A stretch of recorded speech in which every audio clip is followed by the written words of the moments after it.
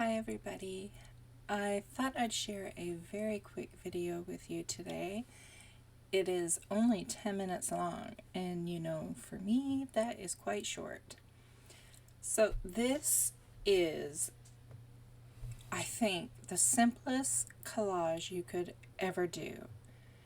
It took 2 pieces of paper and that is it. I had this page here that I'm fussy cutting right now from the Collage Soup Flower Power. Pretty sure that's the name of the book. And I really love the flowers, but I really dislike the face in it. Like, I love the eyes, but the red on the face, to me, I don't know, it's like she has a blood nose or something. I didn't like that part of it. So then I found a face from another page that I really liked. So I thought I could just remove the face from this one and have the face from the other page just nestle in among the flowers. And that is all I did to create a journal page. And it is beautiful, and I did hardly anything. The images did all the work. So for me it was great because I haven't done any collage in weeks. Like, it's been a very long time.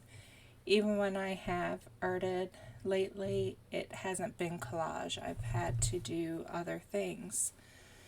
So this was nice. Even though I didn't really do too much, I still got to collage, and it took very little effort.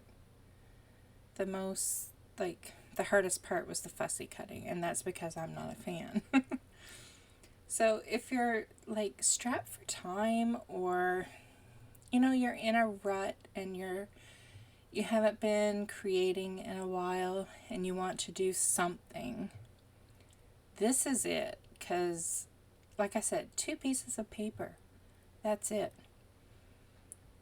And all I did to make her head fit in the way I wanted it to, I would just keep placing it where I wanted it, and I would cut around the flowers so I could fit the head in, because I wanted it to tuck in behind places and have some flowers behind her head and some in front.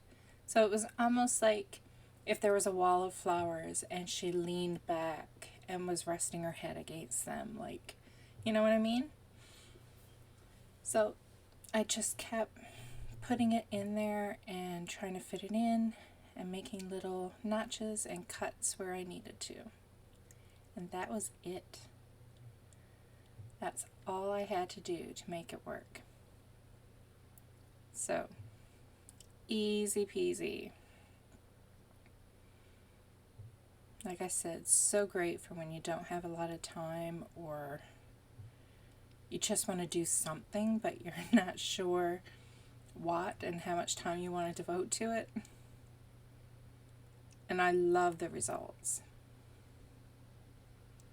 I kept those little scaly things on her head. Like, I don't know what they're supposed to be, but I like them.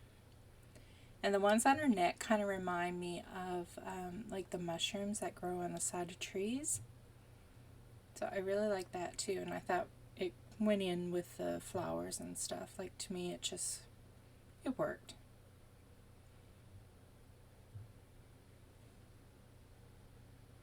So I decided I wanted the sunflowers, or whatever flowers are in her hair, I wanted that to be forward. I didn't want it to be tucked behind the other ones.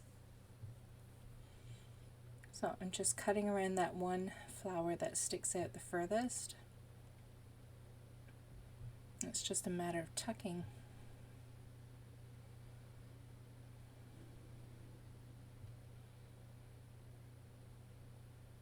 See how she just blends right in.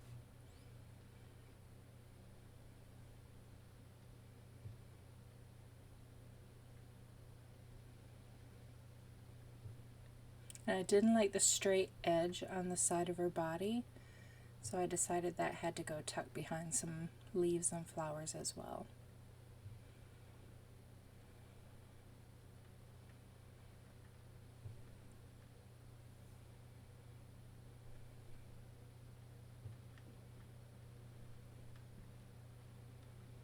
And I can see now that I'm editing the video that I missed a blue part down where my left hand was. I forgot to cut that little bit out. But I didn't notice until now. And it's only in my art journal, so no big deal.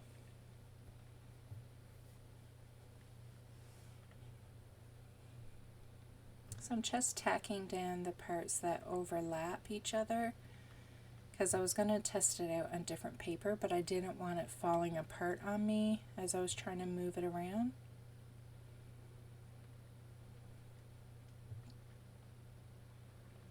Because my initial thought was that I didn't really care for a plain like manila background, so I thought this took up almost the entire page, so I would use it on that. But then it was like, okay, this would look striking against black, so I had to test it, and yeah, like what a difference it makes. The black just makes everything pop.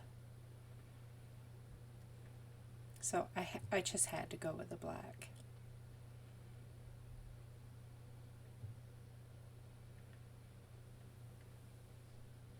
Kind of wonder if maybe my next collage journal should be an all black journal. But the only all black one I have like is the Dilutions, but it has the dots on it. So I don't know. If you know of other black journals that are out there that, like, it doesn't have to be super thick, because mostly when I do collage, I just glue the papers down. You wouldn't want it so thin that it would rumple under the glue, but, and you would also want it so it could withstand like paint markers, just in case I wanted to write a quote on it. So if you know of any all black journals that you think would work, let me know in the comments. Because really all the journals I have, they're Dilutions. It's pretty much the only journal I use. I love the quality of the paper. But like I said, the all black journal has dots on it, and I would prefer it to be plain paper. I would love a large all craft journal too. That's been on my wish list for years now. Diane once told me to be patient, but that was years ago. I think I've been very patient.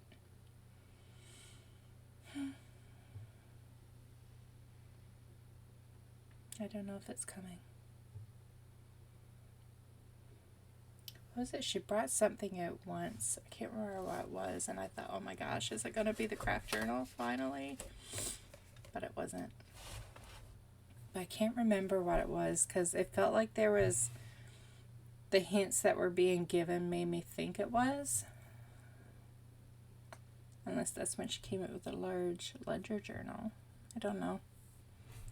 There was one point, anyways, I thought that she was finally coming out with a large craft, but it didn't happen. Hopefully one day. These butterflies came from the main page as well. And when I was cutting it out, I kept them just in case I wanted to add them. And this big one, instead of having two wings, like, it wasn't a clear butterfly, it was almost abstract, mishmash kind of looking butterfly. So I cut off the one part so it just looked like you were seeing its side profile as it was flying. And I liked it better. So that is it for this journal page. How easy is that? And with the images of those flowers and her face, like, it is stunning. And like I said, I didn't do much of anything.